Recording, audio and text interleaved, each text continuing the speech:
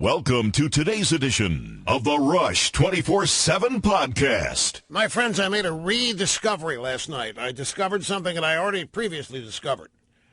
I relearned something last night. I learned something last night that I knew long ago, and that I did stop doing it. But I inadvertently started doing it a couple weeks ago, and man, oh man, life is so much better. Live from the Southern Command in sunny South Florida, it's Open Yes, Line here we are headed into the Memorial Day weekend. Rush Limbaugh behind the golden EIB microphone for 3 straight hours of broadcast excellence. Telephone number if you want to be on the program, 800-282-2882. The email address, lrushbo@eibnet.us. Okay, so it was last night, or maybe the night before, I forget which, and I was chatting with somebody who was remarking on the radio program. And they said, you know, all of a sudden you've been laughing at things. It sounds like you're actually enjoying this stuff going on. I found it kind of strange, but and I had to stop and think, now, why would this person think that? Then I thought, yeah, like yesterday we laughed at a whole lot of stuff, the day before that. You know what this is? Folks, honestly, and I did not do this on purpose, it just has happened, I have stopped watching cable news. It was not an active decision. It was not, I am going to go on a diet starting Monday right after dinner. Nothing like that. I just stopped watching it. I've got other things. When I want to watch TV, there's other things I want to watch. I stockpile programs I like and binge watch, like Bloodline Season 3 on Netflix today. And then House of Cards is next week on Netflix. But I'm constantly scouring the BBK, Channel 1 in the UK for TV shows. I don't need cable news. I literally, there's nothing that happens on cable news that I don't already know. I'm talking about just the acquisition of information, learning things. What is on cable TV is not that. Cable news isn't news. What is happening on cable news right now is a political assassination of not just Donald Trump, but of ideas and cultural mores that I believe in. And I've just, as I say, it wasn't an active decision. I think it was just a subconscious thing where I don't need to subject myself to this. Once I assured myself that there was nothing really to learn, I mean, the only thing to learn is if you want to watch and find out what somebody else thinks about something. But that, of course, is not, I've never done that. That's why I don't listen to other people on the radio, never have, because I don't want to inadvertently, even unaware, end up repeating something somebody else has already said. So I have just decided that I don't need to know what somebody else, particularly the same people, over and over, panel after panel, same formula, the same, no resolution to anything. There is no authority. At the end of all this, there is no conclusion that one side was right and one side was wrong. It's just, well, we've run out of time for now. We'll have to continue this on a later show. And they do. And it's a never-ending cycle. And it is all shrouded in pessimism. And it is all shrouded in defeat or fatalism. And it's all shrouded, but plus you have other aspects like, excuse me, people just seeking fame or saying things to get noticed or what have you. But look, the bottom line is that not watching this, I see it for 3 hours on the air here. I've got the monitors on, and I said, but don't listen to it. The volume's obviously down and off. It's muted. There's closed captioning up there. But I'm telling you, it's had a remarkable and demonstrable impact on my overall mood. And I think that it is inescapable. You know, my story, Roger Ailes, he sent out memos to the staff periodically when he thought there was too much pessimism or negativism. He said, negative people make healthy people sick. And it's true. Now, some people love to wallow in misery and negativism. You know, some people are happy, miserable. That isn't me. And I'm just telling you, even when looking at news stories now, I see them when I'm sourcing them in my own way rather than their presentation on cable news with contrived, phony, fake debates and all that. I have a different take on much of this stuff. But the upshot is I don't end the night angry. I don't end the night making notes. They got to fix this tomorrow. I can't believe what I heard that clown say, whoever it might be. So you should try it. Now, I've suggested it before, and I've done it before. I have gone periods of time without watching the news. And on occasion, it's not been good. On occasion, I did miss things. But I don't think that's going to be the case because I don't think anywhere you go to get news is news anymore. It is commentary, but mostly it is the advancement of agenda. We're watching the political assassination of Donald Trump. And the assassins are on television every day. And they're in the New York Times and Washington Post. And those people are guests on TV. Try it, folks. Try it. Try it for a week without watching cable news. Now, if you're a news consumer and if you are quasi-addicted, then you're going to have to find other ways of informing yourself. And you can do that. You can inform yourself the same things you'll see on cable TV. What you will miss is all the incendiary opining on both sides. You'll miss the anger. You'll miss the constant lack of resolution to anything. And most of all, you'll miss the frustration. How many of you watch these shows at night and you have a vested interest in whatever it is that's being discussed, but whoever is on representing your side of you just doesn't quite get there? And you sit there and say, you need to be saying this, you need to be saying this. And then you say, I need to be on that show. Or you say, why didn't you make this? And you end up frustrated. Oh, yes. And some people say, why isn't Rush on the show? If Rush were on the show, it would end everything. Why isn't Rush? But I'm not on those shows. But my point is, you will not experience the never-ending frustration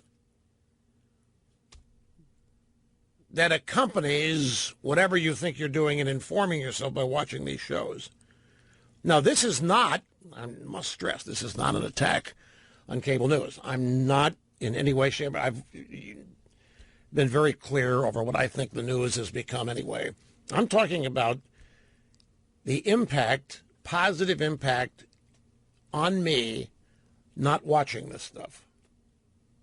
There are plenty of other things to do. And I have not sacrificed an ounce of knowledge in casting aside. And that, I think, is so telling. I think that is one of the most compelling points to make, that I have not missed anything in terms of learning or being informed by not watching cable news. That's not the way it's supposed to be. The news is supposed to be telling you what you don't know. But it hasn't been that in I don't know how long. So go for it. Now, let's go to the election in Montana, because this last night, I didn't see this on TV. I'm following the results and I'm checking various things. And I see that Nate Silver sent a tweet out that said that if the Republicans don't win Montana by at least 8 points, then it's good news for the Democrats. So the Democrats losing by 4 points, 5 points, 6 points, 7 points. Great news. The Democrats need to celebrate. It's great news. The Democrats have yet to win a special election this year. They thought they were going to win every one of them. And they thought that every potential Democrat victory would signal the country had turned against Donald Trump. Then when the elections happened, and we went through the formula yesterday, I explained how this all works, every election, and then when the election's over and the Democrats lose, they followed up by saying it's actually good news because the Republicans didn't win as big as they should have. But meanwhile, the Democrats keep losing elections. And now they're saying that about this election. They're saying, well, this really wasn't that important. For crying out loud, it's Montana, some people in the media are saying. They're saying what really matters now is Georgia, which happens to be the next one on January 20th. Then I encountered this story, ladies and gentlemen, shortly after reading Nate Silver saying that if the Republicans didn't win by 8 or more, it's actually good news to the Democrats. This is a story resulting from a research study at Brunel University in London. Physically weak men are more likely to be socialists.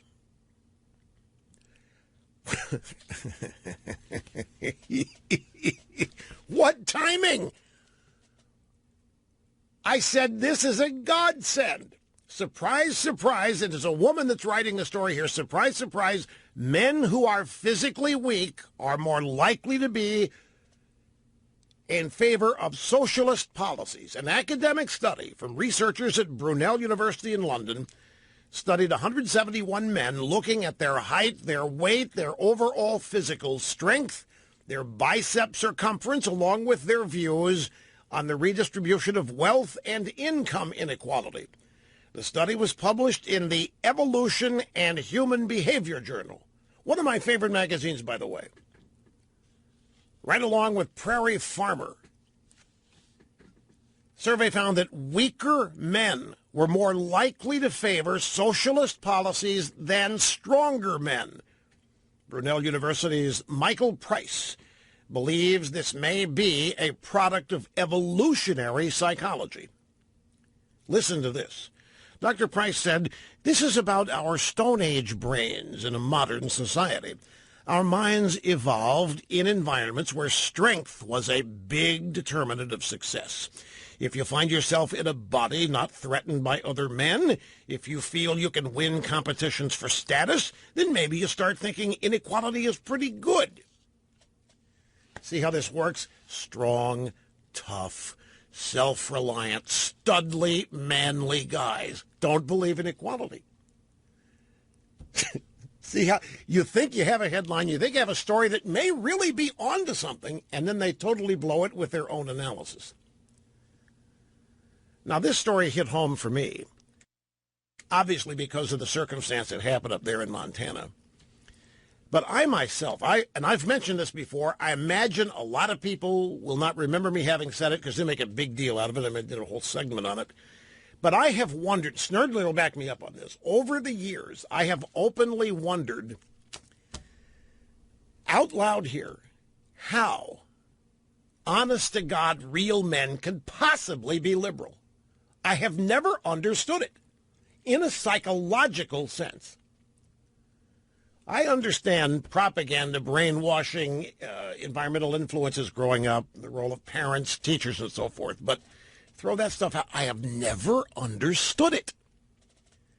It just intellectually, as far as common sense, doesn't compute with me, and yet it is obviously true. This story actually looks at it the other way, rather than how our big, tough, strong guys, liberal fascists, they point out that it's weak and small and pajama boy types that are more likely to be socialists. The theory is that because they do not have the confidence born of a powerful personal stature, that they need outside forces fighting their battles for them to ensure that they are not thrown overboard, under the bus, that they're not beaten up, that they are not bullied and made fun of. So they come along and they support large, forceful,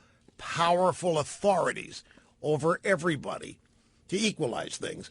And on the other hand, big, strong, manly, studly guys, they gravitate the other way, and they don't want equality because they already know that they're bigger, stronger, and more powerful than the wusses out there.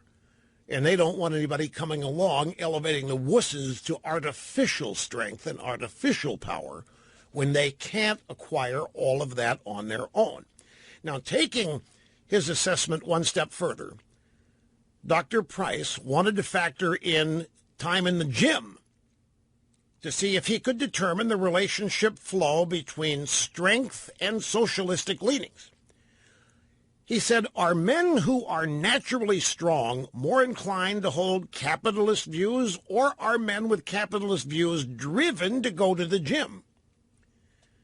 When Dr. Price factored in time spent in the gym, some, but not all, of the link disappeared, suggesting there may be something to men with capitalist views hitting the gym. Of course, this isn't rational in modern environments where your ability to win might have more to do with where you went to university. A lot of guys who are phenomenally successful in modern societies would probably be nowhere near as successful in hunter-gatherer societies. Well, we don't have any hunter-gatherers. Well, we do, but not here. We're on the way. If these climate change people win, we're all going to be reverting back to that era. So physically weak men more likely to be socialists. You can understand how that headline captivated me on the very day the Studley and Manly Gianforte threw that dish rag pajama boy reporter down to the ground. It's Open Line Friday. Whatever you want to talk about, fine with me. Doesn't matter. That's what Friday means to you. 800-282-2882. We'll get back to the election in Montana and also the continuing political assassination of Donald Trump at the drive-by media. Mark Zuckerberg commencement speech at Harvard yesterday. This, not to be very, very careful analyzing this one. But Mrs. Clinton, Hillary Clinton, has come out of her wine cellar and has shown up at Wellesley in order to deliver the commencement speech today. And I swear the Russians have hacked her. Listen to this. She opens up. She's got this humongous coughing spasm that she can't. 4 years ago, maybe a little more or less, for some of you, when I got adolescent.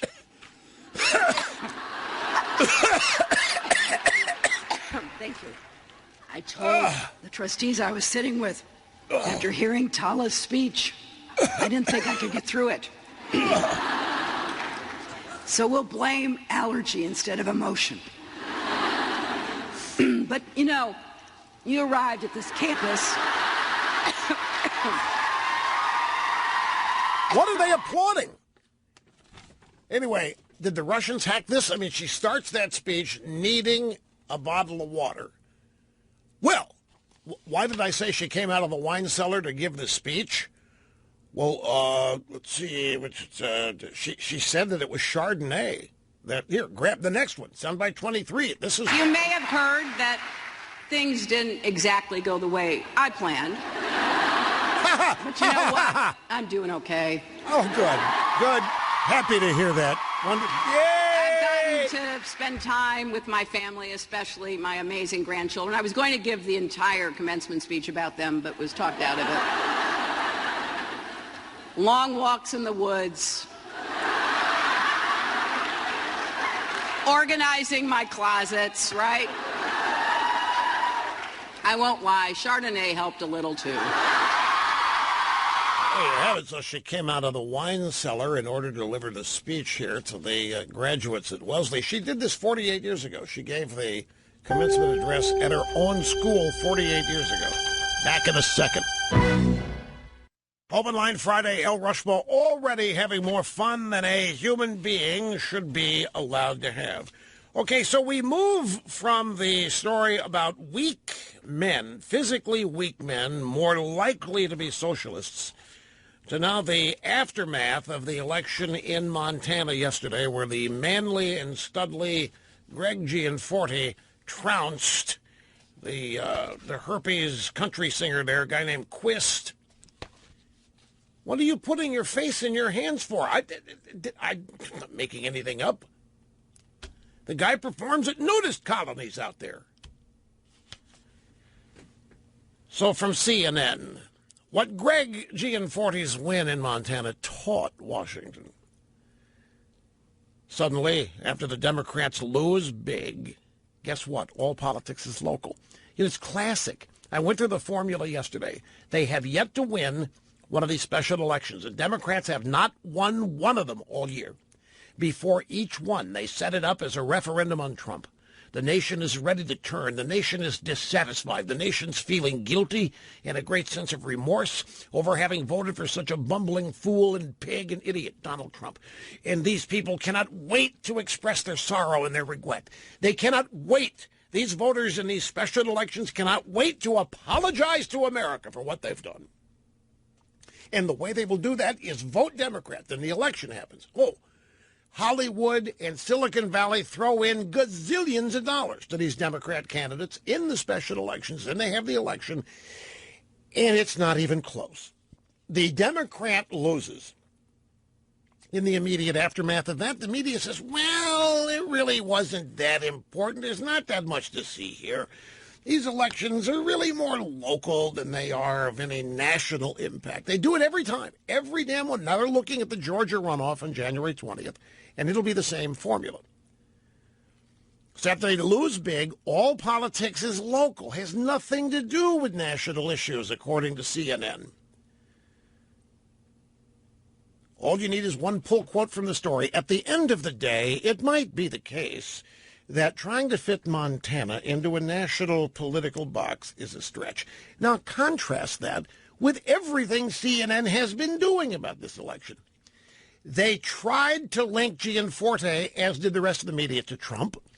They tried to link this guy to Trump in every which way: a bully, a pig, is unfit. This guy is unsavory, all of these things. They portrayed this election as something, it's a big, big red state. Went big for Trump, but the voters there are so embarrassed they can't wait to show how sorry they are for having elected Trump or voted for Trump. They spend all day telling everybody how meaningful the election is. And then when they lose, well, at the end of the day, it might be the case trying to fit Montana into a national political box is a stretch. From the Associated Press. Laughable. Was Montana's Wild House race a Trump test? No, not so much. Everybody, this is hilarious, everybody, including the AP, claimed that it was a referendum on Trump, as they always do in these elections. That is, until the Republican wins. As we pointed out yesterday, in typical fashion. The polls lied, by the way. The polls had Gianforte up by just a couple, and in some polls they had the Democrat up, remember? The Democrat was way up, and then Gianforte came along and body slammed a Pencil Neck Geek reporter. And there was mass outrage all over the media, and the media assumed, I should say presumed, the media presumed that was the end of Gianforte.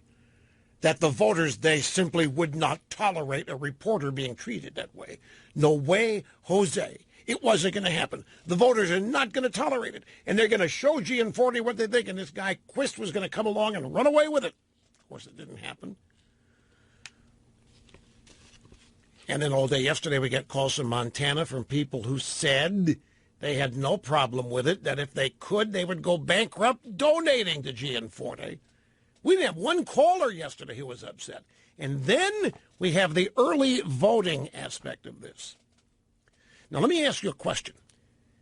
In this election, 70% of the people that voted did so before yesterday. That means that 70% of the people who voted before the Studley and Manley Gianforte treated the reporter like a dish rag. And so the media is lamenting that. And the media is trying to salve themselves by saying, had this election been totally an election, there's no question that Gianforte would have been sent packing. And they're doing stories about how so many people were asking if they could change their vote. This is so bad. What they didn't probably understand is that many of the people wanting to change their vote had voted for the Democrat and wanted to now vote for Gianforte after the event yesterday. But the media will not consider that. Now, let me ask you this. Will they change their attitudes on early voting now? The media and the Democrats believe that had there not been early voting, the Democrats would have won this race. So will they rethink their position on early voting and say, you know what? We need to eliminate early voting. I'll tell you why they ought to seriously think about it. The Democrats, do they not routinely strategize with things like October surprises? They routinely plant bombshells out there, like the Trump NBC tape.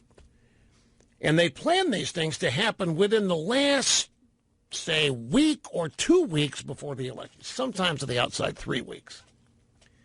But if people have already voted by then the October surprise is going to have much, much less impact.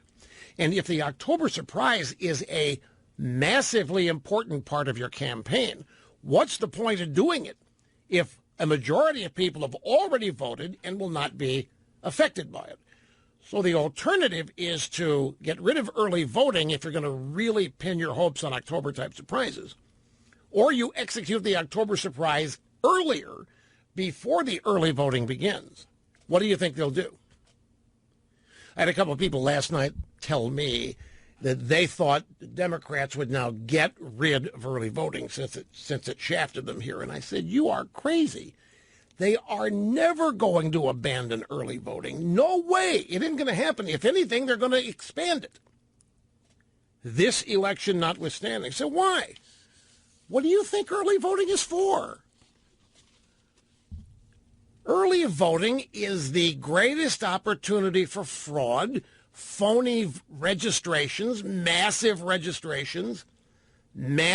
bus trips to the place that you early vote. It's a godsend. It's a golden opportunity to cheat. And it allows you, as the mastermind of early voting, to generate the kind of votes that you want. Who wants to wait till Election Day and take a chance? I mean, the left in this country doesn't trust voters already. They don't trust democracy. The left gets screwed too much by democracy. Democracy meaning people having freedom. So they don't want that. They want to limit freedom. They want to limit people's choices, or they want to rig all of that to the greatest degree they can. And early voting, in their minds, affords them the greatest opportunity. And I don't think they're ever going to back off of that or walk it back despite this election in Montana. Because what they're telling themselves is, well, this really doesn't matter. You know, it's just one seat. And where's Montana anyway? We've never been hurt by whoever represents Montana. We've never even known who represents Montana. Screw Montana, that's what they're saying. Why should we change everything we're doing because of Montana? Montana, who even goes there besides Ted Turner? Why do we care? That's what they're going to come back to. Oh, yeah, but Ted Turner has a bunch of buffalo ranches up there. Did you know Ted Turner owns half of Montana? I don't know if it's that much, but quite a bit. Now, all last night, since I don't watch TV, since I wasn't watching TV, I had no idea if anybody in the drive-bys or the Democrat Party was angry with me for the way we were conducting things yesterday regarding the event in the Montana election. I had no idea. And because I didn't watch TV and I really, in all of the show prep, I didn't find one reference. So I thought, the drive-bys, they have totally forgotten. They're so focused on destroying Trump. They're so focused on assassinating Trump that the things they used to focus on are second and third rate importance now. How wrong I was. Mr. Snerdley brought me a stack of things today. They're deliciously hilarious. We'll be back here in just a second. Do not go away. Open line Friday, Rush Limbaugh with half my brain tied behind my back just to make it fair. Huffington Puffington Post. Rush Limbaugh can't stop gushing over Manley and Studley, Greg Gianforte. The talk show host did condemn the attack, in quotes. See, they had to, because I did. This was a brilliantly created and flawlessly executed segment yesterday, folks, just so you know. As the Huffing and Puffington Post says here, I did condemn, even though they put that in quotes, condemn the attack, although not without laughing about it. At the same time, they quote me, this cannot be accepted. This must be condemned. I wonder how many people in Montana are going to vote for the guy, though. Covered my bases. What's this next for this? Next for this, Slate.com. Today in conservative media. Yeah, Gianforte assaulted a reporter, but Rob Quist has herpes. That is a reference to this program. And then what did the L.A. Times? Some conservatives justify manly Montana candidates' alleged body slam of snowflake reporter. Popular radio host Rush Limbaugh took the same route. I must join the chorus of people condemning what happened out there, Limbaugh said. This manly, obviously studly Republican candidate in Montana took the occasion to beat up a pajama-clad journalist, a pajama boy journalist out there. Totally unacceptable. So it was reverberating throughout certain places in the online media. At any rate, to the phones. Open line Friday. We're going to start in Pie Town, New Mexico. This is Jay, and it's great to have you. Welcome, sir. Hey, Rush. Honored to talk to you once again, my friend. Thank you, sir. Can you hear me all right? Yeah, I hear you fine. That's awesome. Why did you think I couldn't hear you when I was answering your question? Well, because I tell you, I can't imagine the frustration some people experience when you're saying, hello, I can't hear you, I can't hear you.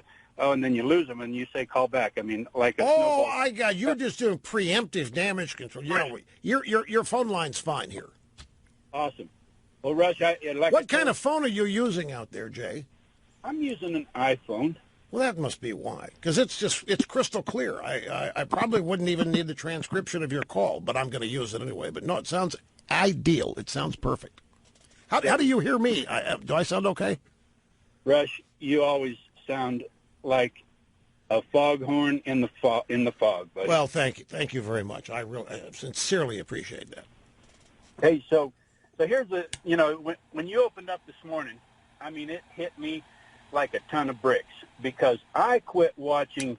I disconnected anything cable 7 years ago, and once in a while I find myself running into a hotel room or somewhere, and I need to turn on Fox News.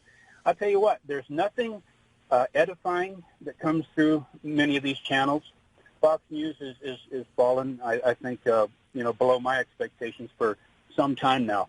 But the reality is, like I was telling Mr. Snerdley, it takes a special kind of strength. You know, people like you, people like many of my friends who flip through and watch CNN, MSNBC, to get the other side, so to speak. I don't have that kind of strength, Rush. I don't have that kind of ability to be able to remain objective because those people's objective is to do nothing but discourage and dishearten people like me. Yeah, but see, I understand that, and I think if that's the circumstance, it's wise that you not even mess with it. As long as you have this show each day, you don't need it. And I'm not trying to sound funny or in a phony, egotistical way. I'm serious. If you've got this show every day, you don't need that, folks. Whatever is important that it's happening, we talk about it here. And not in a way that's going to enrage you. At least we're not going to lie about it. For example, I just watched some of the coverage on CNN. I didn't listen to it because the program is. I watched some of the coverage on CNN. We've got an audio of it that I might play. One of the panelists on CNN, after the Hillary commencement speech, literally started crying. So, what could have been? Oh my! I can't believe the election actually happened and she lost. And they are. I don't need to see that. I don't need to see a bunch of whimpering leftists who themselves are incapable of grounding themselves in reality, whining and moaning about it. And here's another thing. This is a story that just cleared from thehill.com. The headline, it's a poll. Majority say mainstream media publishes fake news. Nearly 2/3 of Americans say the mainstream press is full of fake news. a sentiment that is held by a majority of voters across the ideological spectrum. According to data from the Harvard-Harris poll, this Harvard-Harris poll has been loaded with stuff. We've been quoting from it here for a few days. According to data from the latest Harvard-Harris poll provided exclusively to The Hill, 65% of voters believe there is a lot of fake news in the mainstream media. Now, the drive-bys are going to say that's because of Trump. But I'm telling you, folks, look at what they're doing with Trump and this whole Russia thing. Eli Lake has a column today at Bloomberg, and the headline says it all. Trump's allies convicted of high crimes without a trial. This is a story about how there is yet to be, in 9 or 10 months of reporting, there is not a morsel of evidence backing up any of the claims or any of the narratives or any of the premises that make up today's news. There is not a morsel of evidence on anybody. There's not a morsel of evidence on Flynn, on Manafort, on Carter Page. There's no evidence on Trump. And yet the reporting goes on. Convicted of high crimes already without a trial. It's a great piece by Eli Lake. My question is, if you think this stuff is fake news, why watch it? There's no value in it unless you're entertained by it and you have boundaries and the stuff's not going to affect your mood, fine and dandy. But if it's going to frustrate you, make you mad, you're not missing anything turning it off. This is not a crusade. I'm not encouraging massive boycotts or turning off the news. That's what the left does. I'm just telling you my own personal experience. I'm just in a much better mood. I'm in a good mood anyway, but I'm in a much better mood day in and I look at things entirely differently, not watching that crap. That's all I'm telling you.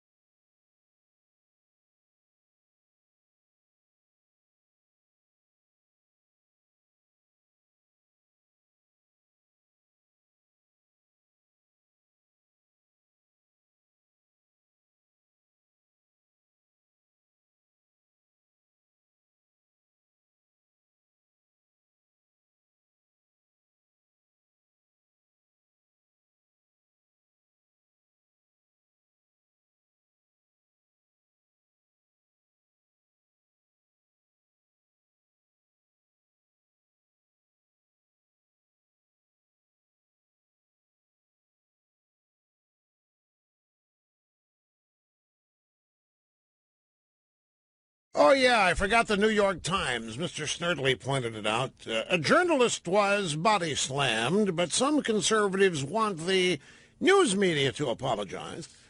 And I, of course, your host, am prominently referenced on two separate occasions in this story. And there's another headline here from Vox. Republicans win in last night's Montana election is great news for Democrats. We have more of that coming up. Live from the Southern Command in sunny South Florida, it's Open You see how this Line works? Friday. Republicans win in last night's Montana election is great news for Democrats. Winning narrowly in a safe red state is a bad sign.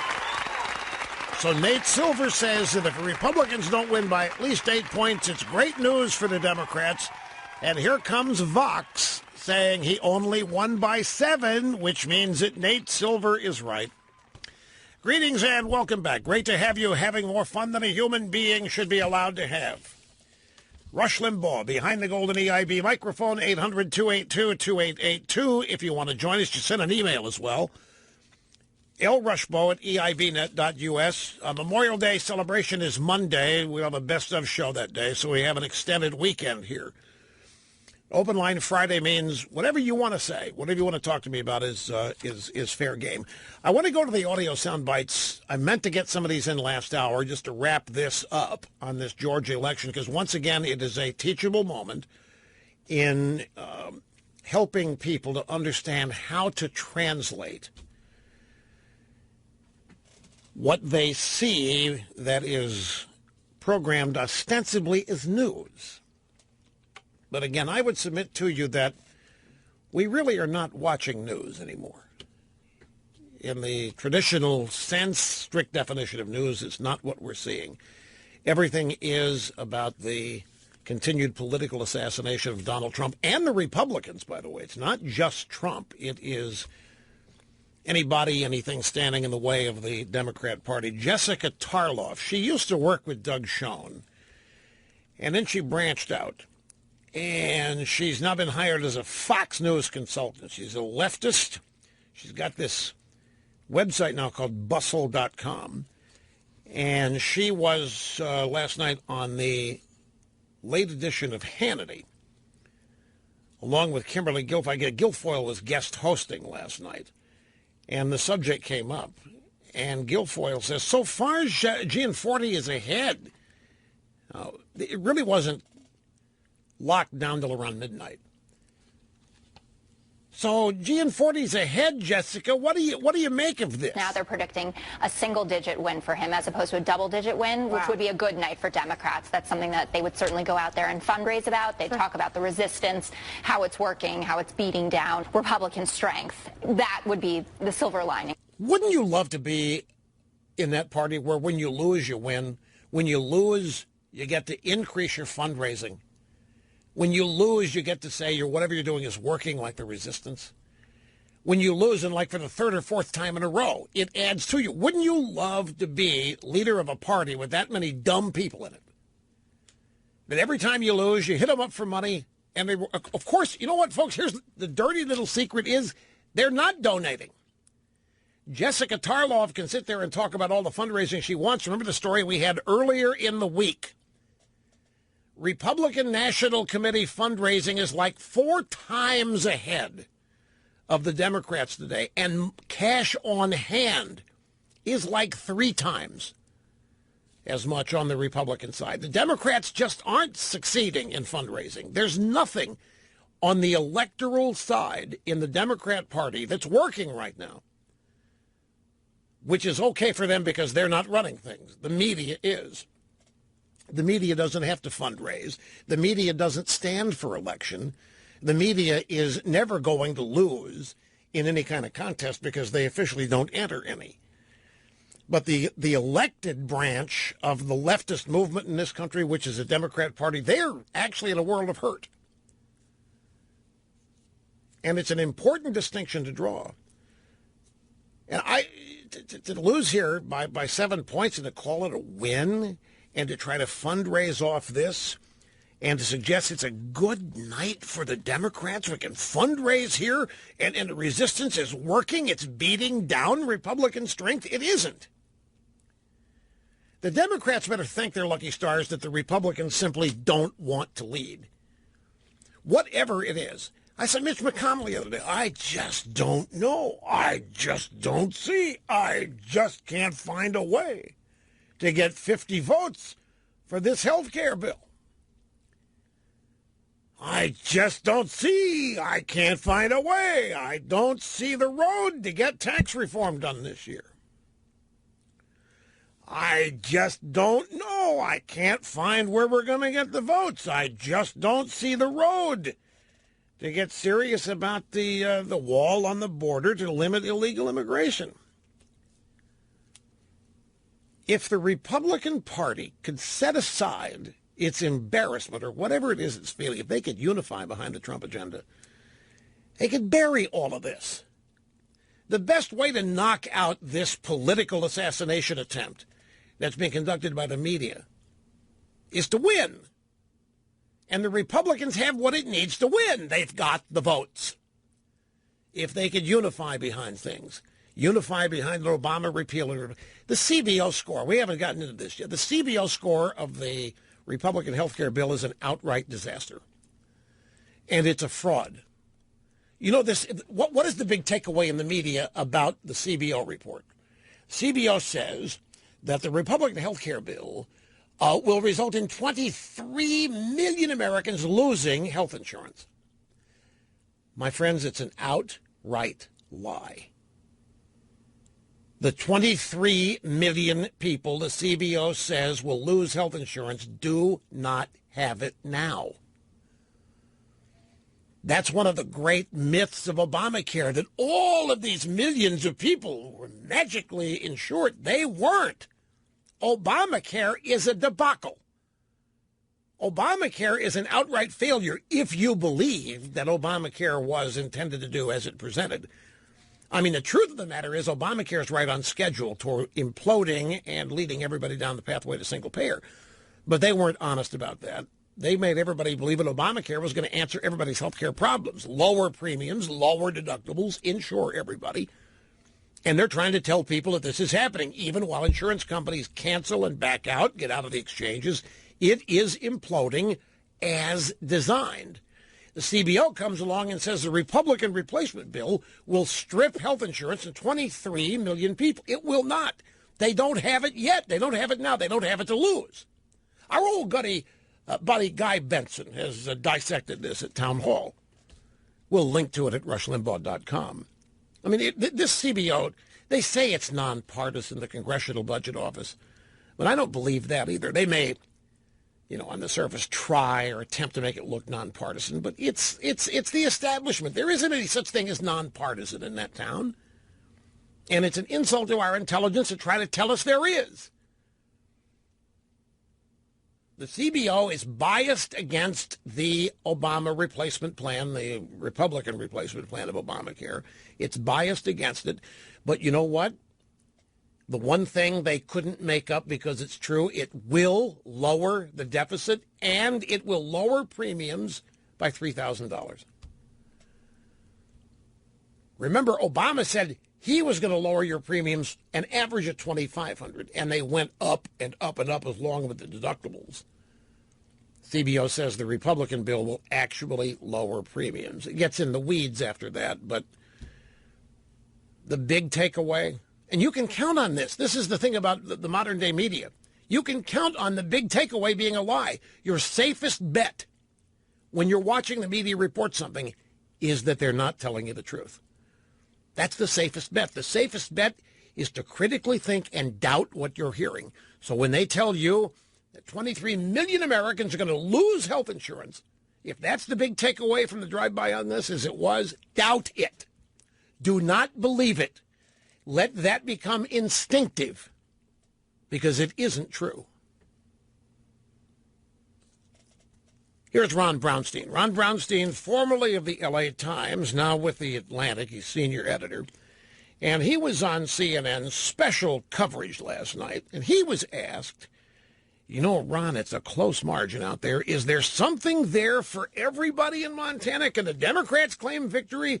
Can the Republicans claim victory? Well, the Republicans won, you doofus. Yeah, but can they claim victory? And, Ron, is there any way the Democrats can? What this says to me, the fact that even amid this disapproval of the health care bill and the controversy over the body slamming, the incredible events of the past 24 hours, the fact that he was able to win a fairly solid victory says to me that the Republican hold on culturally conservative, non-urban America is very, very strong. And if Democrats are going to win back the House in 2018, they're going to have to maximize our opportunities in urban and suburban districts. The Georgia election in June is actually a better, I think, reflection of the kind of places they have a chance to win and they're going to have to win. Because what this says to me is that particularly in the Trump era, this part of his coalition is still there. The weakest link are those white-collar, white suburbanites where he is underperforming. Okay, translation, you know, we're never going to get these farmers and these hayseeds and these hicks that don't live in cities. And we Democrats ought to stop trying. We should not have been lying to ourselves that we could have won in Montana. It wasn't going to happen. Even after the Republican beats up the reporter, we should have known we were going to lose. We should have known those hayseeds would applaud that. We're never going to win real Americans like that in Montana. We need to go to the inner cities. We need to go to the suburbs. We need to focus on the people that we have made dependent on us and turn them out. We have got to stop focusing on Americans who work. We have got to stop focusing on Americans who believe in the original founding ideals of this country because they're out of pace. We're never going to convert them. Ron Brownstein is essentially advising the Democrats to focus on their base and turn it out and look at Georgia. Georgia is a classic example of what we need to be doing to win. So they're back to that now. He may have a point, as unintended as he was here, suggesting that they never had a prayer at a place like Montana because, you know, I mean, this is very culturally conservative, non-urban America, very, very strong for the Republicans. And he thinks there's a pipe dream for the Democrats to be telling themselves that they were going to win this. With a pipe dream, the real pipe dream that the Democrats, forget the pipe dream the media is selling itself is that the American people are fed up with Trump. The media literally believe this. They believe that people that voted for Trump are embarrassed and are feeling guilty and want to correct the mistake.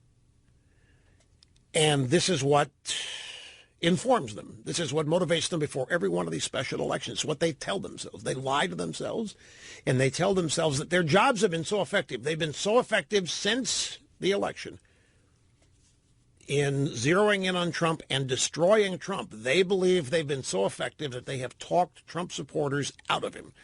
And they are feeling guilty, and they are willing to correct their mistake. And they can't wait for each election to go vote Democrat to essentially ask for forgiveness. They believe in the media a version of that. Do not doubt me. The fact that they lead into every election with the identical coverage, this is going to be where the country shows its dissatisfaction with Trump. They believe it. And the reason they do is because they believe in their own power. They believe they are actually persuading and converting people every day with this never-ending assault on Trump and the Russians and his election. They believe they are literally you know what they're doing? They're not persuading anybody. They're turning people off. They are turning people away from what they do, slowly but surely.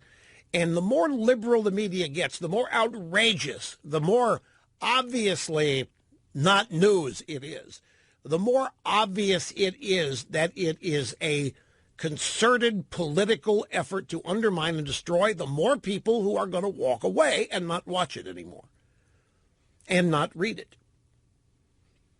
Now, some people think that as this continues, that it's going to implode on itself, meaning that the media can't keep this up. At some point, the mountain of lies, misrepresentations, false allegations, at some point, the weight of all that is going to crush the media, and their credibility is going to be forever destroyed, because the day is going to come when everything they have been alleging is demonstrated to be not true and not even close to being true. And when that happens, they will have destroyed their credibility with more and more people and will thus implode. Maybe, but I have to tell you, I've been waiting for that to happen to the left for the last 30 years, and it has not happened. Well, I say it hasn't happened. They're losing elections. It has happened. It just doesn't look like it because the opposition is not mounting an affirmative, aggressive effort to roll anything back, meaning the Republicans. But they are losing. But I think, even before we get to this so-called implosion where they collapse at the weight of their own illegitimacy, I think they're just going to keep turning people off. I think they're going to show up as more and more disrespected in polls where people ask your opinion of journalism and journalists, and I think their audiences might start to shrink.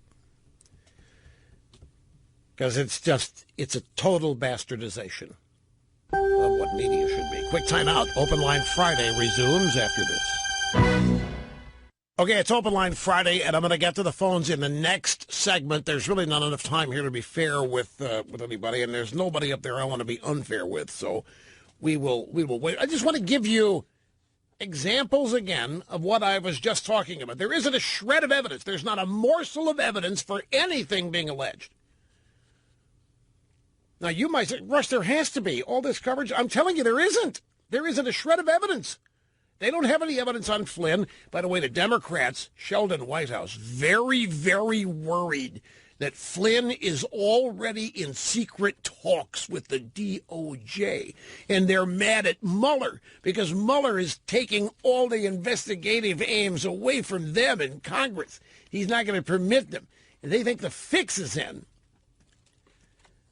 But look at this. Washington Post. Jared Kushner is now a focus in Russia investigation. By the way, after the break, there's some sound bites that go with this, and then we'll get to the phones. Some excellent sound bites that go with this, so hang on. Jared Kushner now a focus in Russia investigation. What does that tell you? And then if you go look at the Washington Post top 20 stories, 18 of them are Jared Kushner, or 15 of them. And if you read the story, and you read the story, listen to this. Kushner is the only current White House official known to be considered a key person in the probe. The Post has not been told that Kushner is a target. The Post has not been told that Kushner is the central focus of the investigation, and he has not been accused of any wrongdoing. Well, then what's the story? Jared Kushner now a focus in Russia investigation. Investigators are focusing on a series of meetings held by Jared Kushner, son-in-law, blah, blah. And then you read, Kushner's the only current White House official known to be considered a key person in the probe. The Washington Post has not been told that Kushner's a target or the central focus of the investigation, and he has not been accused of any wrongdoing. Well, then, there's not a morsel of evidence. They don't have. He's not a key figure in this. They're just writing another story that served as the bombshell at 5:30 yesterday. NBC News did the same thing. Jared Kushner, Trump's son-in-law, has come under FBI scrutiny in the Russia investigation. And then later, investigators believe he has significant information, but that does not mean they suspect him of a crime or even intend to charge him. Well, then, what are you trying to do here, Washington Post, NBC? It's obvious to us what you're trying to do, because there isn't any news here. Welcome back, and the phone calls, as I say, coming up El Quico. But again, a reminder, Washington Post, Jared Kushner, now focus in Russia investigation. The Post has not been told that Kushner is a target or the central focus of the investigation, and he's not been accused of any wrongdoing. It's not a criminal investigation anyway, folks. There is no such thing as a focus. There's no such thing as a focus. The story is entirely unnecessary unless it is a part of a continuum that is a focused assassination attempt on Trump and the administration. NBC News does the same thing. thing. NBC News reporting that Jared Kushner, President Donald Trump's son-in-law, one of his senior advisors, has come under FBI scrutiny in the Russia investigation. Folks, there is not a morsel of evidence for any allegation. And after practically indicting Kushner here, NBC says, but that does not mean they suspect him of a crime or even intend to charge him. No reason to do the story. There's no probative value, news value. There's nothing new, nothing that wasn't true yesterday that is true today, or vice versa. It's unconscionable. It's journalistic malpractice. Backing this up, audio soundbites. Last night, CNN, Anderson Cooper, 95. He's talking with the former Attorney General Michael Mukasey about reports that Kushner has become a focus in the Russia election. And Anderson Cooper says, in his question, Jared Kushner is not a suspect here. He is not a person of interest. He is just, we're told, a focus. They want to speak to him because it seems like he was basically a witness. What do you make of this, Attorney General Mukasey? If you read back what you just said, you use two terms that are unknown to any federal investigator. Person of interest is not a term that any federal investigator ever uses, and it's not a term that's appropriate to this investigation. This is a national security investigation. It's not a criminal investigation. So pretty much everybody is a witness. Now, what are they a witness to? They're probably a witness to the fact that the Russians were trying to get close to influence people of influence. That's what they do. That is not in itself surprising. Read back what you just said. You used two terms unknown to any federal prosecutor. Person of interest? Yep. Might be the title of a TV show, and you might see it on CSI every week. But it's nothing we use, Mr. Cooper. And a focus? This just doesn't happen. So it's a very polite slapdown. Essentially, you don't know what you're talking about. You don't have a story here. Everybody's a witness in a national security investigation. Everybody's trying to influence Washington. That's what they do. It isn't illegal, nor is it surprising. Up next, Professor Dershowitz. Same show. After Mukasey says that it's not surprising Kushner's considered a witness, Dershowitz added, Attorney General Mukasey is absolutely right. This is being done backwards. Usually you can point to a statute and say we're investigating crime under this statute. There's a great danger to civil liberties when you say, let's investigate and maybe we'll find something that we can find a statute to fit. That's not the way it ought to happen. Dershowitz is even condemning this. And he's exactly right here. They've got nothing. So they're throwing everything up against the wall and hoping something they find violates the law. And they can't find anything yet. That's the story. They're throwing, you've heard the proverbial phrase, let's just throw the excrement on the wall and see what sticks. Well, this has been happening since before the election and intensely after it, since it, and nothing's sticking. There is nothing to any of this. Dershowitz is right. They keep trying to uncover nothing, hoping that they can find some law that's been broken. But I don't even think it's that. Eli Lake has it right. Trump's allies convicted of high crimes without a trial. The assassination, the impeachment of Donald Trump is occurring right before our very eyes. Only this is not a constitutional impeachment. It's not happening in the House and Senate.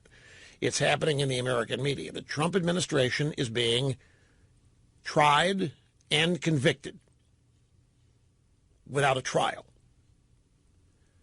And it's been intense and steady since, let's just call it since the election, since last November.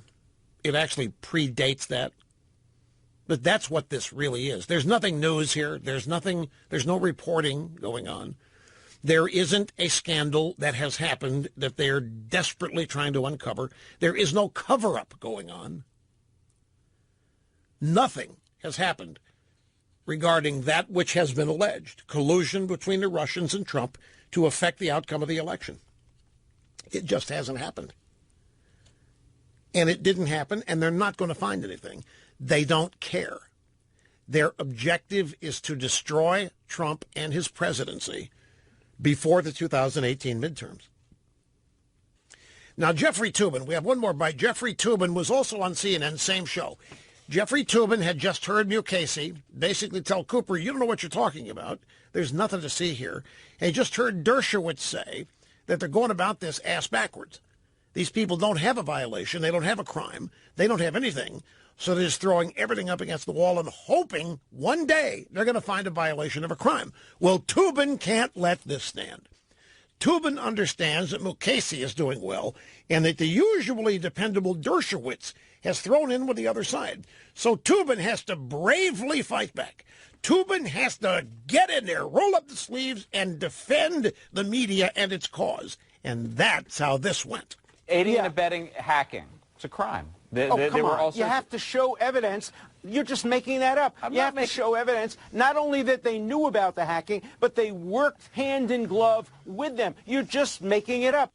Dershowitz to Toobin, you're just making it up. Toobin valiantly fighting back there, trying to defend the honor not only of CNN, but the media at large, by repeating the baseless claim that the Russians hacked. There isn't any hack. Don't tell me Podesta's emails, that's a phishing scheme. There isn't any hack. Toobin says, it's a crime. Aiding and abetting. Hacking. It's a crime. They were all... Dershowitz, come on, Jeffrey. This is like a student. He's getting ready to flunk. Come on, Jeffrey. You have to show some evidence. You're just making it up. Toobin, I'm not making it up. Yes, you are. You have to show evidence. Not only they knew about the hacking, but they worked hand in glove with them. Meaning the Trump people. You're just making it up. Which is true. They're making it up knowingly and purposefully for the express purpose of the destruction of Trump and his character, his administration, his career, and anybody working with him, simply because he had the audacity to beat them and is an outsider. To the phones we go. This is Luke. Luke is Fredericksburg. What happened? What happened to the? What did it? We had a guy up there. We had a guy from. Oh, you know what? I knew I should have taken. I knew the guy was going to wimp out. I knew it was going. We had a liberal from Green Bay. And he was upset with me for playing a soundbite from Hillary's commencement speech where she's coughing all through the thing. And what was he going to ask me? Why do I keep bringing her up? Why can't I? Right? Why can't I let Hillary go? And we're all scared to death this Russian thing. And I wanted to get all of this in before I went to the guy as I was teeing him up, because I know he's a leftist. I was giving all kinds of stuff to refute. I look up here and he's gone. Damn. No offense, Luke. No, you're next. I just have to take a break. Luke is in Fredericksburg. Don't hang up on me, Luke. We're counting on you out there now to be there when I come to you. Don't go away. Be right back here, folks. And we go back to the phones. Luke in Fredericksburg, Virginia. I'm glad you waited, and welcome to the program. Hi. Hey, Rush, Mega Millennial Dittos, and let me just say it's an honor to speak to you, sir. Thank you. I appreciate that. So I wanted to offer some insight on why so many of my millennial friends are not conservative. And I think the main reason that I'm kind of seeing, at least in my small sample size, is that they don't believe in pure evil. And, we all know you as a mayor of Realville, and I think when they're living in their parents' basements, they don't realize that when you build a border wall, you're keeping out people that are going to harm our country.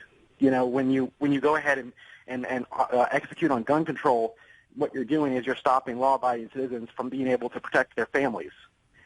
They don't realize that in a communist or socialist situation, that you can shuffle around the money, but the thing is that the people who are doing the shuffling are going to have to take a dip into the pot. And on the second point to that is that it's a flawed economic system that doesn't work because it takes away from contributors and gives to people who are, like our example case here, millennials living in their parents' basement. Okay, I'm not sure I got the last part of that. Takes away from contributors and gives to people who are like millennials. I'll come back to that. Your first point about them not being aware or believing in genuine evil. You may be honest about it. Look, we're talking about people that are technically between 18 and 34, but we're focusing on 25 to 35 here in that age group. They're out of college. They're adults. College clowns are college clowns, and they're still in the middle of indoctrination and propaganda. But let's talk about those that are out. Right. That theoretically should be working, and some of them may be. I think that you're on to something. I think because they're 30.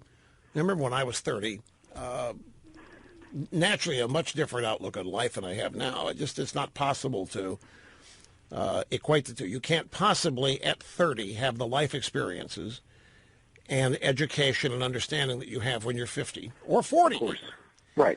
Or 60. So, but they have had formative things happen. They do not know their country at war. They really, when you say they don't understand evil, they don't see militant Islam as evil. They don't see Islamic terrorism as evil.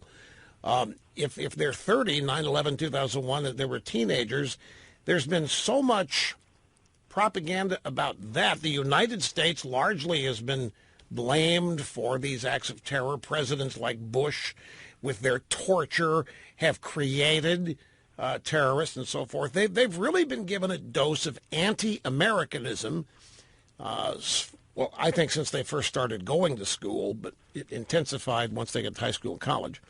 Right. So the not having an evil understanding of it is true. Your illustration of not understanding that a wall is to keep bad people out. They look at a wall as keeping good people out. That what you mean? Exactly. And it just goes to show you that, it's the thing is that what they don't understand is that the bad guys don't play by the rules. And they assume that everyone plays by the rules, and if we just wait a minute. Rules, let me stop you there. I think not only do they not understand evil, I think they've been told the bad guys are the wrong people. I don't think they don't properly understand who the bad. You know who they think the bad guys are? You and me. That's right. Yeah, isn't that funny though? Because we're the ones that are paying the taxes and going to church every Sunday and that type of thing. So it's funny how that works out like that. That doesn't get you anything in their world. Going to church? Are you kidding? That's believing in God. No. They're not. This is not. Look. This is worthy of consideration to the extent that you want to spend time understanding it. Young people have traditionally skewed left through generation after generation after generation. Exceptions to that, of course. I am one. I never have been a liberal. I rebelled against my parents, but not that way. Never been it's constitutionally incapable of being a liberal. Who knows why? Didn't go to college. That's how I rebelled. My rebellion was telling my dad, no, you're wrong. You don't know what's best for me. I'm not going to waste my time in college. Remember, you know the story. He thought I was an abject failure because he couldn't convince me to go to college. I didn't rebel against my dad's economic status. I didn't rebel against what I thought were old-fashioned, archaic moral values. I didn't rebel by going out and wrecking the car and getting drunk and being irresponsible. I rebelled against their assumption they knew better than I did what I wanted and what I needed. I'm just trying to say I was a normal kid. I rebelled, but I've never been a liberal, and there have been all kinds of efforts to make me one. I've not bothered to tell any of these stories, but folks. We all faced them. I'll just Sacramento, California, which was my first big break in radio. That's after years and years and years and years and years in radio. It's finally working because I'm finally being allowed to do a radio show the way I always wanted to. That was accidental, too. They ended up ignoring me because they thought they had hired something more important, which is a godsend for me. By the time I was working and paying off, they couldn't dare stop it. It was too successful. So there were a lot of people in that radio station in Sacramento, California. They were uber leftists. And they all invited me to dinner one night, and I thought it was a genuine, legitimate invitation, and it wasn't. It was an invitation to dinner where I was essentially put on trial and mocked and laughed at and made fun of by about 8 or 10 people. You really believe it? And they were arrogant, the typical arrogant, condescending, smart asses that knew everything, and I was this. And there was a little jealousy going on because I was having some success, and it was the first time in my career. My only point is that I have faced incalculable number of efforts to convert me. There's no college professor who could do it. In my case, I'm just telling you, it would not have ever in my life been possible to convert me to liberalism. So I sometimes live in a little wonderment about how these persuasions to make people liberal and leftist work so easily. And it has to be something at home. Parents have to be leaning that way. Look, I don't mean that I have to stop. I'm right in the middle of a good part, I know, but I have no choice. Hey, Mr. Snerdley, did you say to me that guy from Green Bay thinks that that a lot of us we're scared to death, quaking in our boots over what eventually is going to be revealed in the Russia thing? How must these people lie to themselves? That's another thing. To be a liberal, you have to easily lie to yourself and then believe it, and believe everybody else's lies, and then you immerse yourself in it. I just cannot relate to it.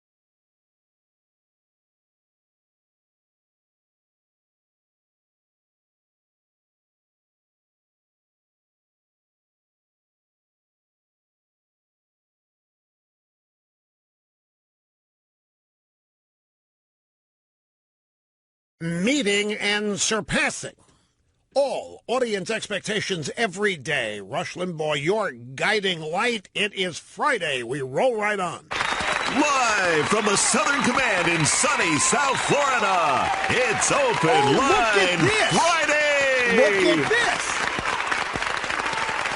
CNN. Sources say Comey acted on Russian intel he knew was fake. No way. Not true. The original version of this story was 2 nights ago. The original version of the story was that Comey was tricked by a fake Russian memo or piece of intel that led him to essentially cast Loretta Lynch aside. She had been corrupted by the investigation, so he had to go out, and he had to do that July 5th press conference. Go look it up, folks. 2 days ago, the story was that Comey was tricked by something the Russians did. Now it's 2 days later, and the CNN updated version, Comey acted on Russian intel he knew was fake. This is a bit different from Comey was tricked. See, when it says that Comey was tricked, that doesn't make Comey look good, does it? And remember, they've got a lot of eggs in the Comey basket.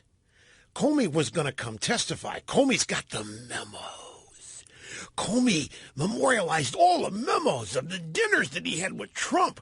That means that Comey has all the truth, that Comey has every bit of indictable news about Trump, because that's where Trump tried to impede the investigation. That's why Trump tried to get in the way. That's where Trump tried to talk Comey out of investigating. And Comey's got the memos. Except now, the memos may not exist. Jason Chaffetz is wondering where the hell they are. The FBI will not release those memos of Comey's. Why not? Congress has legitimate investigations going. Well, the reason why not is that the new special counsel, Robert Mueller, has basically told Congress to go pound sand, that his is the only investigation that matters, and they've got to turn over everything they've uncovered to him, and then he will systematically inform them at the right time. But Comey, who was hated and reviled and then loved and then hated again and then ultimately loved, has the memos. And the memos have all the dirt on Trump. The memos are like secret tapes. Comey memorialized everything, except nobody's seen the memos. Comey's not spoken publicly about them. Comey was supposed to go testify. Now, if news surfaces that the Russians did something that made the FBI make a mistake, which led to Comey doing the July 5th press conference, and that story was out 2 nights ago. I forget the specific details, but the upshot of it was that it's a Washington Post story. It's 2 days ago, how a dubious Russian document influenced the FBI's handling of the Clinton probe. And it clearly stated that Comey was tricked. The secret document that officials say played a key role in then FBI Director James Comey's handling of the Hillary Clinton email investigation has long been viewed within the FBI as unreliable and possibly a fake. Current and former anonymous officials have said that Comey relied on the document in making his July decision to announce on his own, without Justice Department involvement, the investigation was over. So the Washington Post 2 days ago, FBI had a fake document they knew was fake. Comey was tricked into using it, and it was vis-a-vis the Clintons, and he used it to do that press conference and close the investigation, and the rest of the FBI didn't know. This does not jibe with what we've been told after the Comey firing. The FBI loved Comey. The FBI was shocked and stunned that Trump would do something so mean and barbaric and dumb and piggish. How could Trump do it? Now we're finding out the FBI was not unified behind what Comey was doing in that July 5th press conference, and that there was a fake document that he relied on. The original story was that he was tricked by it. So now, with everybody on the left invested so heavily in Comey, they can't have him look like an idiot. I mean, the guy they're relying on to nail Trump for like the fourth or fifth time here is coming off a news story where it stated he was tricked by the Russians. No, we can't have that. So 2 days later, today, the story is, no, Comey wasn't tricked. Comey knew it was fake. Nobody gets anything by James Comey. He knew it was fake. He did it anyway. Now, see, folks, I don't watch this stuff. I can laugh at it instead of getting ticked off by it. Great example here. I find this hilarious, what they're trying to do. They are twisting themselves into so many different pretzel shapes here. They don't have any evidence, and Dershowitz is right. They're hoping with Sally Yates testified. They hope, oh, my God, please let Sally Yates have something, please. She had nothing. They're hoping Comey's going to have a bombshell or two. He doesn't. We would know about it if he did. There's all these damn leaks. We would, if there were memos and transcripts of memos, and so we would already know it because everything else is being leaked, even stuff that's been made up. So now they got all their eggs in a Comey basket, and they can't have Comey coming up there making it look like he was duped by the very people that Trump worked with to steal the election. So they have to change the narrative a bit. Oh, no. He knew it was a fake batch of stuff from the Russians. You don't get things past James Comey. Now, let's see. Something else I wanted to grab. Soundbite number 9, CNN. I want to cite this as another example here of the benefits of not watching this stuff live and not being irritated by it and negatively affected by it.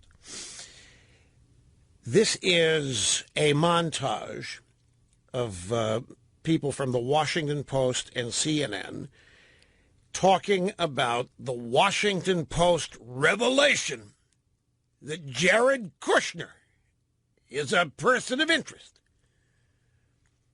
If they had just read all the way down to paragraph 8 in the Washington Post story, they would have found the Post say, the Post has not been told that Kushner is a target or the central focus of the investigation, and he has not been accused of any wrongdoing. If they had read that, they wouldn't have had to do an entire segment on Kushner. But they wanted to do a segment on Kushner. They wanted to join the Post and NBC. They wanted to get on the train heading down the tracks of innuendo and character assassination. So they had to talk about it. And that's what we have, a montage here of a bunch of mindless twaddle on CNN last night about the supposed investigation of Jared Kushner. Listen to this. This is big news. Now, I should sort of clarify that we're not saying that he is going to be charged with a crime. We're not saying he is the target of the investigation. He may be the focus of it to a degree, but nobody is saying that he's a target of the investigation. He is not a target of this investigation. We should point out and emphasize he is not the target. He's not a target, and we have to keep stressing that. He's not a target. We say a focus, not the focus, not a target, not a suspect. Why are you even talking about it at all? If he's not a target, if he's not a focus, if he's not a suspect, then what are you doing? See, if I had watched this live, I'd have been so ticked off. I'd have gotten mad. I would have started channel surfing, but it would have made me mad. I didn't see it live. I come in here, I learn about it this way, and I'm laughing about it. And that's what we have to do, folks. It works for me to start laughing at the utter futility of this. No, do not say that. I'm not taking it seriously. I've spent 30 years taking it seriously. I've spent 30 years looking at television and having to talk about it the next day is like an oral final exam. Don't accuse me of backing out of it. I'm telling you, you need a different attitude about this. And I am acquiring a much healthier and humorous attitude about it all by not watching it and learning about it after the fact. Learning about it after the fact, in this case, you learn how just way off the reality reservation these people are. It is funny to watch them flail away here. They've got nothing, and they're talking about having nothing. We got to make sure we don't say, let's make it clear that he's not. Well, we must not make anybody confused here. He is not. What a big panel that was. What an exciting bunch of television to watch a bunch of people tell everybody after they had just made them breathless with the latest bombshell that there's no news here. And I want to go back and replay the soundbite of the former Attorney General Michael Mukasey, which happened on CNN shortly after this little montage that you heard. If you read back what you just said, you use two terms that are unknown to any federal investigator. Person of interest is not a term that any federal investigator ever uses, and it's not a term that's appropriate to this investigation. This is a national security investigation. It's not a criminal investigation. So pretty much everybody is a witness. Now, what are they a witness to? They're probably a witness to the fact that the Russians were trying to get close to influence people of influence. That's what they do. That is not in itself surprising. So, person of interest, no such thing. We don't call anybody focus. There's no focus. It was mindless twaddle. These people, I'll tell you who they were. Matt Zapotosky, Gloria Borger, Evan Perez, Pamela Brown, David Rodham Gergen, and Anderson Cooper. And they spent there a whole segment just talking to hear their heads rattle. Now, moving on, ladies and gentlemen, Mark Zuckerberg, the founder of Facebook. You know, he dropped out of Harvard. He was at Harvard. He dropped out of there because Facebook took off. And so he went out to California and did what he did to build Facebook up. So he went back to Cambridge, Massachusetts yesterday to do the commencement address. Are you ready for this? The 366th. You want to know why this country's so screwed up? Because there have been 366 graduating classes from this place. The country's not that old. The country's 230 some odd years. 366 graduating classes. And most of them end up in the establishment. Wearing the same clothes, the same shoes, walking the same way, talking the same way, but more importantly, thinking the same things. So anyway, Zuckerberg goes back, and he had some really, just some brilliant solutions to our problems, my friends. I think Zuckerberg ought to get together with that guy that was thrown to the ground by the manly and studly Greg Gianforte. What was his name? Ben Jacobs. Ben Jacobs and Mark Zuckerberg, they ought to get together. I'm sure they have similar world views.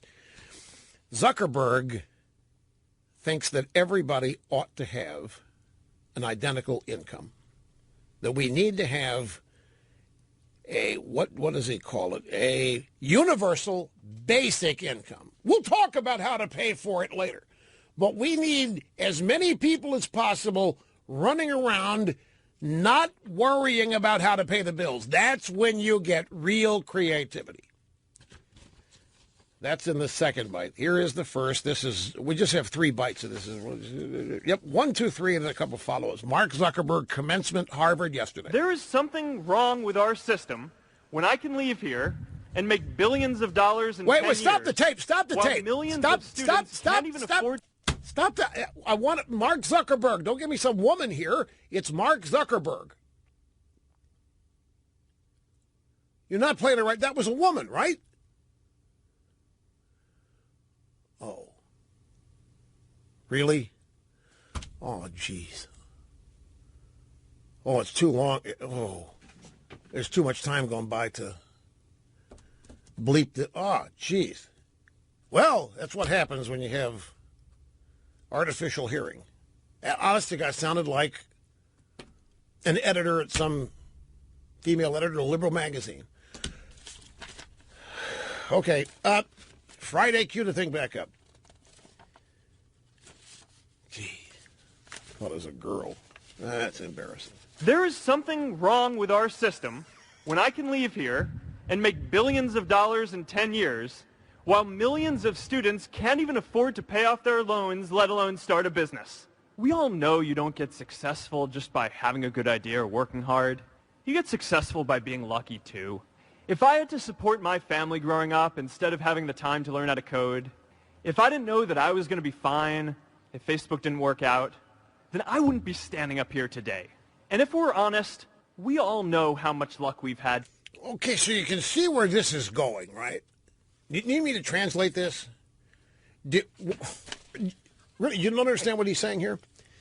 Okay, first, there's something wrong with our system when I can leave here and make billions of dollars in 10 years while millions of students can't even afford to pay off their loans. There's something wrong with our system. You see, no, there's not. There's something magical about our system that you can do this. So what does he focus on? He doesn't focus on him and what he's done. And I'm not suggesting he brag about it. He's talking about students at freaking Harvard as though they have drawn the shortest straw in the world. They're going to graduate from Harvard and they don't have any money and they can't succeed, not like I did. It's not fair. Give them some of your money. Why don't you seed their start? You've got $56 billion, 48, whatever. Seed them all, just a graduating class. Give them each $100,000 and say you're on your own. Don't worry about your student loan. By the way, if you're worried about student loans, it's trysofi.com. Anyway, I have to interrupt. We got a commercial break, but we'll continue here in a jiffy. Okay, we'll get back to the Zuckerberg speech at Harvard and my translation, which is going to be as important as his speech. But I want to get back to the phones. I just realized it's been a while, and we got Daniel here from Helmville, Montana on the phone. I'm glad you waited, and it's great to have you here. Hi. Rush, mega dittos. I've been trying for years to get a hold of you.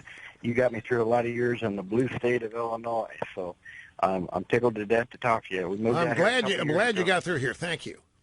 We moved out here a couple years ago. Live up here on a mountain off the grid, and it's just a great area. But to get to the point, it just reeks of common sense people out in this area. And I think that the news coverage and the way they covered this Gianforte thing, I think it really helped Gianforte because people know that people may lose their temper once in a while if they're goaded or pushed into it. But I really think that he's a better candidate, and the people saw it, and they just voted for Gianforte. I think you're right. I that was my instinctive feeling yesterday that was going to be the result. And I think if you go back and look at the tape, I think I predicted he was going to win yesterday. I was never in the field of doubt about this, like the media was trying to place everybody in. Here's the thing about what Gianforte did. The media is their own worst enemy. When this stuff happens, what do? They go in there, why, one of our own was attacked and treated like a dish rag. And they act like everybody's outraged by it. They act like it's a great crime and that everybody wants this Gianforte guy buried.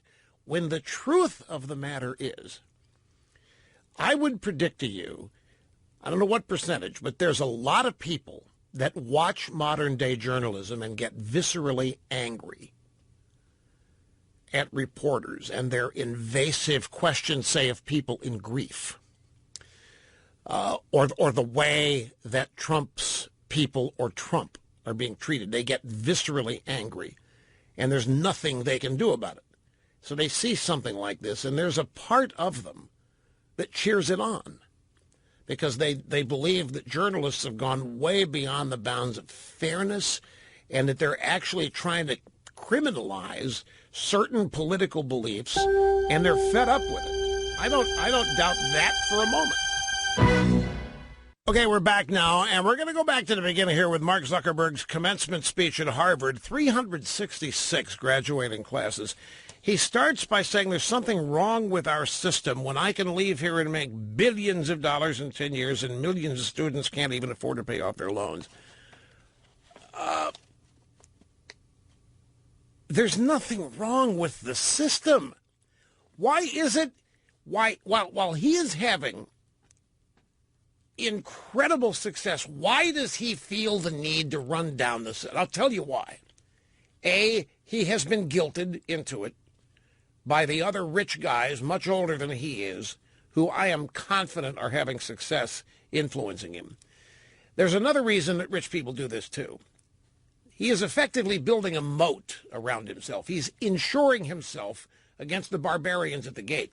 If Mark Zuckerberg can come along and convince people that it's unfair he has this amount of money, that it's not right, and that he wishes he didn't, and that other people did, then the people clamoring for income redistribution will leave him alone because they're going to think he's on their side.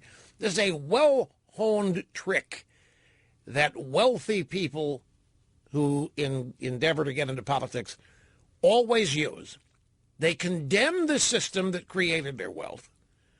They go a long way toward condemning themselves by saying, nothing special, I just got lucky. It's not fair. I got lucky and other people don't. So he's insuring himself, building a moat around his life where people leave him alone, which is very, very important as far as these people are concerned.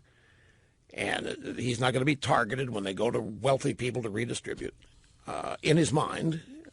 But he's also been guilted into this. And to think there's something wrong with the system, he ought to have the exact opposite attitude. He ought to be telling them how it happened. There's nothing wrong with sharing with people the elements of your success that you think were important, because you can be highly influential and inspiring. There's nothing inspiring about this. Instead, to wring your hands over the student loan program. Who's running that, by the way? Who's running a student loan program? And by the way, there's one thing about this. I don't know about student loans at Harvard, because Harvard's financial aid program, there are a bunch of different programs, and they pay 100% of tuition, fees, room and board for students from families earning less than $85,000 a year. Families with incomes from $85,000 to $150,000 pay between 0 and 10% of their income, which means, for example,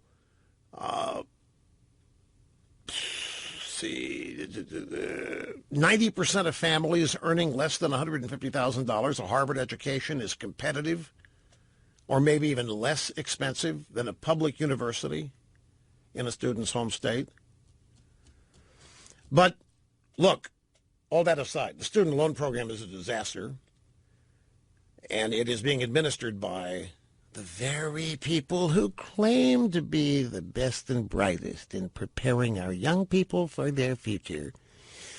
And look what the tuition never goes down. Room and board never goes down. They always attack corporate America, raping America at the gas pump, raping America at the cell phone price, raping America here, raping America to drugs, and you name it. Higher education is never accused of gouging people, is it? No, nobody ever talks about tuition needing to come down because that's where the left's professors are paid. Anyway, here's Duck. This is the first bite again. There is something wrong with our system when I can leave here and make billions of dollars in 10 years while millions of students can't even afford to pay off their loans, let alone start a business. We all know you don't get successful just by having a good idea or working hard. You get successful by being lucky, too. If I had to support my family growing up instead of having the time to learn how to code, if I didn't know that I was going to be fine if Facebook didn't work out, then I wouldn't be standing up here today. And if we're honest, we all know how much luck we've had. Forgive me here, but the exploitation of economic disparity is a common thing that the left has been using for years, and sadly it works, particularly on young people. It goes right to the whole fairness and equality, which to them equals sameness. But yet, who's he talking about? He's talking about people who are at, by reputation, the greatest university in America, who are a leg up on how many other people that never get in there. Now, the advantage that is totally ignored, and in fact is turned into a liability because they don't have the time to actually work because they're so busy supporting their families. And when supposedly smart people miss a golden opportunity to genuinely inspire, it just frosts me. But I'll tell you, class warfare is one of the foundations of Marxism. Class warfare, class envy, exploiting it. Anyway, so he's got a solution for all of this unfairness. He has a solution for all this mean-spirited extremeness. He's got a solution for the inequality. Every generation expands its definition of equality. Previous generations fought for the vote and civil rights, and now it's time for our generation to define a new social contract. We should have a society that measures progress not just by economic metrics like GDP, but by how many of us have a role we find meaningful. We should explore ideas like universal basic income to make sure that everyone has a cushion to try new ideas. Zuck, there's nobody I know that utilizes the GDP to explain individual wealth. I don't know who's doing that. I don't know anybody ever has. GDP is an expression of the health of the United States economy, and it is extremely relevant. It is extremely useful and meaningful. It is very substantive, but it has nothing to do with tabulating and scoring someone's individual wealth. We should have a society that measures progress not by GDP, but by how many of us have a role we find meaningful. Let's do a meaningful index. Let's establish the Mark Zuckerberg Meaningful Index, and we're going to start researching it. We're going to ask people to participate. I'm sorry, not participate. And we're going to ask people to define for us what they are doing that's meaningful and what isn't, and what it would take for them to feel meaningful. I can already tell what the answers are going to be. Fame, red carpet parties, TMZ doing a story on my family, TMZ doing a story on me in Vegas, TMZ doing a story on me and my Ferrari. I don't know. Measures progress not just by economic metrics, but by a role we have. Anyway, that's not the big deal. We should explore ideas like universal basic income. Now, you notice something here. Zuckerberg runs something called Facebook. Zuckerberg has, I don't know, 30 billion. That's the net worth. But Zuckerberg is not talking about Facebook paying his employees what does he call it? Universal basic. No, government's going to do that. Government is going to do it. Facebook isn't going to pay it. He wants government to take over compensation. He wants, for example, all pajama boys to earn the same amount of money and be guaranteed that manly, studly Republicans are not going to throw them on the ground. And he's going to define what is the basic universal income. And it's going to be enough where people don't have to worry about paying the bills, so they have time to go out and code and create their own Facebook. One more bite here. In a recent survey of millennials around the world, asking what most defines our identity, the most popular answer wasn't nationality, ethnicity, or religion. It was citizen of the world. That's a big deal. Every generation expands the circle of people we consider one of us. And in our generation, that now includes the whole world. This is the struggle of our time.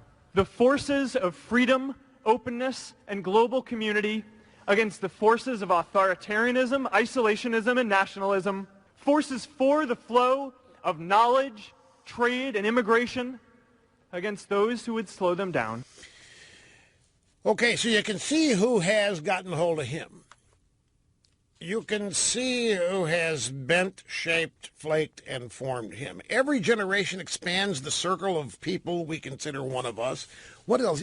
Every generation expands its definition of equality. Every generation expands its definition of meaningfulness. I'm trying to think what my generation was expanding. It's the circle of people we consider one. Yeah, my generation, I guess, was expanding the circle of people who are doing sex, drug, and rock and roll. But Zuck's generation, expanding the circle of people we consider one of us. You believe his millennial poll? Most popular answer that defined their identity was citizen of the world. Don't, look. You do not poo-poo that. I mean, do not poo-poo that the result may be legit.